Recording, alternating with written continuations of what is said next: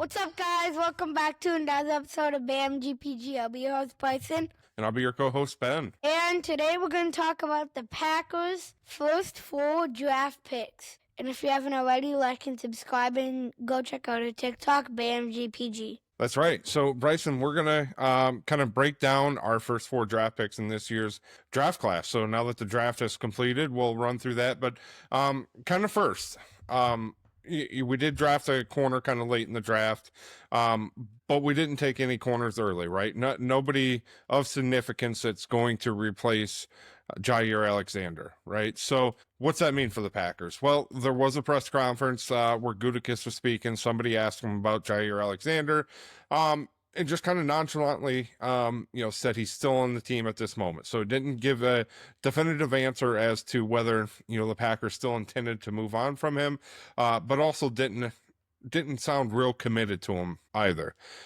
So there is speculation out there that Green Bay's still looking for some trade compensation for him. I know there's that post June 1st designation to where if they get rid of him, they'll save, I think it's 16 million, somewhere around that figure, in cap space, which doesn't do us a whole lot of good at this point in free agency because a lot of the big names are already off the board. As I've mentioned before, I just don't see an upside to releasing Jair Alexander at this point. You're not going to find an equal replacement to him at this point. And even before free agency started, I don't know if there was a player of his caliber available, right? I understand the injuries, right? That's frustrating. He hasn't been on the field a lot the past 3 seasons, but if we can get him healthy and when he is on the field, he's irreplaceable, right? No, he's kind of a goofy guy, but it seems to be well liked in the locker room. I haven't heard anything that would say otherwise on that. So my opinion is, with Green Bay, we needed to strengthen that cornerback room this offseason. We didn't do a whole lot to address that. Brought in Hobbs, maybe a CB3 at best there. So if we would move on from Jair Alexander, Bryson, I just don't think that would solidify our offseason as improving at that position. Yeah. So that's my take on. Yeah, go ahead. Jair, he's an interesting player. Like, he's out a lot, and we still don't know why. Yeah, I mean he is out a lot. It's been frustrating with the injuries, but if they can get him right, we don't know if there's something wrong with the team and him. If the team there's something wrong with him. If he actually has an injury, right? Yeah, and it's confusing from kind of speculation again, right? But from what's being talked out there, the team's been kind of frustrated with him because they've felt like he's been able to play. Especially this past season, Jair didn't feel like he was 100%. Wanted to kind of rest that injury a little bit, what was bothering him there. So there was a little bit of disagreement there. It sounds like, again, this is all speculation between him and the team there.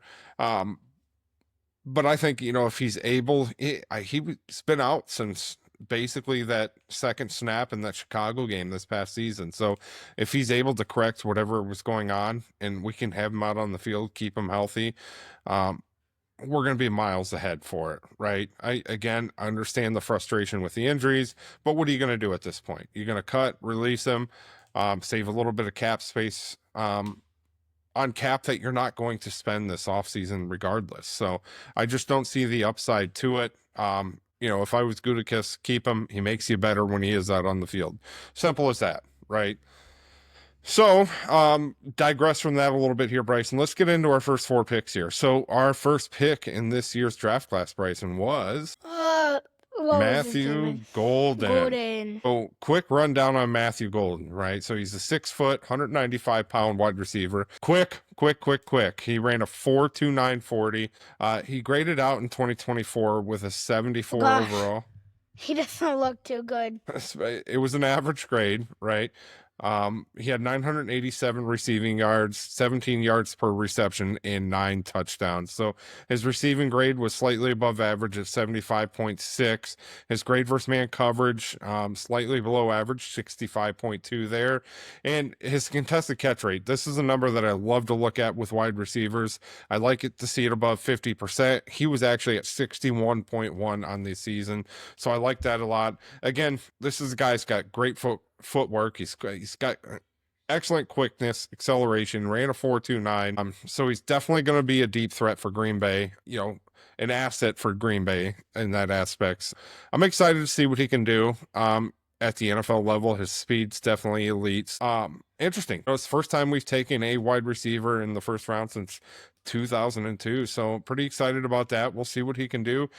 Certainly add some competition at that wide receiver room for us this season. Yes. So Bryson, our next draft pick in the second round, a guy that I know you weren't, he's not the sexiest pick, right? But a guy you weren't too excited about here, but No. we went with him in the second round, Anthony Belton. So let's share him out here, North Carolina State Wolfpack. So he's a large human being. He's 6'6", 336 pounds. Kind of the film I've seen on him so far, I mean, he's a bulldozer. He moves people out of the way. He's a great run blocker. Can improve on his pass blocking a little bit. But he's going to be a great addition to Green Bay. Certainly, again, like Matthew Golden adds depth and competition at the wide receiver room. Anthony Belton's going to add competition to that offensive line. Wanted Mike Green. I did too. I was hoping we would draft Mike Green. He was available for us there, but Green Bay went with some more depth at offensive line. Again, it's not the kind of the flashiest pick in the world, but it's certainly an area on the team that you need to be cognizant of. You need to make sure you have depth there because you're going to see some nicks and bangs throughout the season. Whether he plays tackle, guard, we don't know yet. Probably not going to play center at his size, but certainly tackle or guard would fit him. He graded out last season, Bryson, 73.6, so right about average there. He allowed just 3 sacks, 1 hit on the quarterback, and 8 hurries. So his run blocking grade, 69.4. His pass blocking grade was actually pretty good at an 87.3. So that was Anthony Belton, our second round pick. So third round pick, Bryson, for the Green Bay Packers this year. Savion Williams. So we went 2 wide receivers in the first 3 rounds of this draft class. I don't really get that. No, that was interesting.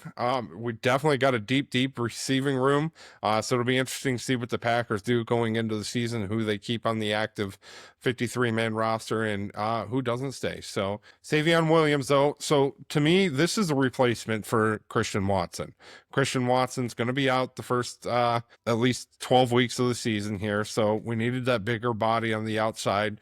And Savion Williams fills that position. So PFF actually has him listed here at 6'5", 225 pounds. I believe he's closer to 6'4", 220 pounds. Either way, he's a big bodied wide receiver. He graded out at 78.9 this past season. So a little bit above average there, 611 receiving yards on 6 touchdowns. So his receiving grade was 70.2 and his grade versus man coverage 64.1. This is a number I love here, Bryson. So again, want to see it above 50. His contested catch rate was 88.9 on the season. So fantastic numbers. I'm excited. Savion Williams, they used him in a lot of different ways there at TCU. Ran a lot of I think he took a good number of snaps from under quarterback under that kind of that Wildcat offense. So he's kind of your Swiss Army type of player, if have you. So he's got great footwork for a big guy. He can move. So I'm excited to see what Green Bay does with him this season. We certainly like to run those kind of end rounds with our wide receiver. So I could see him being involved with that this year as well, with Christian Watson being out. So that brings us to our round 4 pick, Bryson. So this was kind of a surprise one. He was waited at the draft until he was picked. So he was there for 2 days in the green room. Didn't know who was going to take him. He slept in the green room? No, he didn't sleep, but he stayed there in the green room. He wanted to hear his name called, so he was kind of the last one there on fourth round there. He was kind of the last one in the green room there. Goodell came out and announced his name, and it was to Green Bay. So let's share him out here real quick. All right. So it's Barron Sorrell. So it's the defensive end from Texas. So got two Longhorns in the first four picks here. So he's a 6'4", 260-pound defensive end. Certainly fits the position there with that size. Absolutely. So his overall grade this season, Bryson, 71.5. He had 9 sacks on the season, 11 hits on the quarterback, 29 hurries on the quarterback. It's pretty good numbers there with 1 batted pass. He's a pass rusher. I mean, he's a true pass rusher. He's a strong guy, strong guy. His pass rush grade on the season was 74.6. His run defense is 73. His pass rush win rate was at a 13.4. Again, kind of the film we saw on this guy.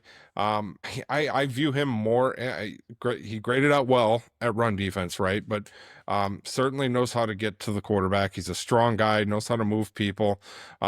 He's also got some great moves there on the line as well. So excited to see what he can do. Certainly, he's going to add some competition to that defensive end rotation there. You know, you got Gary Van Ness has been a little bit under performing. As a first round pick, he's underperformed. So this maybe will be a little bit of a push for Van Ness to kind of get him going a little bit. Certainly add competition, but I think we'll see him in the rotation early on this season with Sorrell. So that is Green Bay's first 4 picks in this year's draft class. So excited to see what they can do. We'll cover, rounds 5, 6, and 7 here in the coming days here, Bryson. I just want to give a little talk about the NBA real quick. Yeah, let's mention the NBA. Playoffs are in full swing here. Celtics won today 107-98. The Timberwolves won 113-116 against the Lakers. That's actually a good series. What's that series at right now? I think the T-Wolves are winning 2-1 right now. T-Wolves are up 2-1 in that one. Okay. And the Knicks just won against the Pistons 94-93. That's a good game. Yeah, so we're full swing into that. Yeah, go ahead, Bryson. And currently, the Bucks and Pacers are playing. Okay, so we'll see what comes out of that one. I think the score is the Bucks and Pacers currently going on right now. It looks like the Pacers got a 42-35 lead over the Bucks in the second, about midway through the second quarter right now in that one. So Pacers are up 2-1 on the Bucks. So the Bucks backs kind of to the wall here. So we'll stay up to date. Now that the NFL draft is wrapped up, we'll cover a little bit more, as we mentioned, the later rounds of the draft, but we'll also start kind of diving into the NBA world as we get deeper and deeper into the playoffs here. And certainly looks like your Celtics are probably going to move on. I'm excited. I'm excited to see that matchup I'm hoping we get to see it between the Celtics and Cavs. I think that'll be a great one. It'll be fun to watch for sure. I'm hoping the finals is Celtics versus Thunder. Thunder are good. They're looking good. So we'll see. That'd be a fun championship to watch. Absolutely. NBA finals. That would be great. Absolutely. Yep. So, Bryson, we'll be back. And as always, it's Go Pack Go.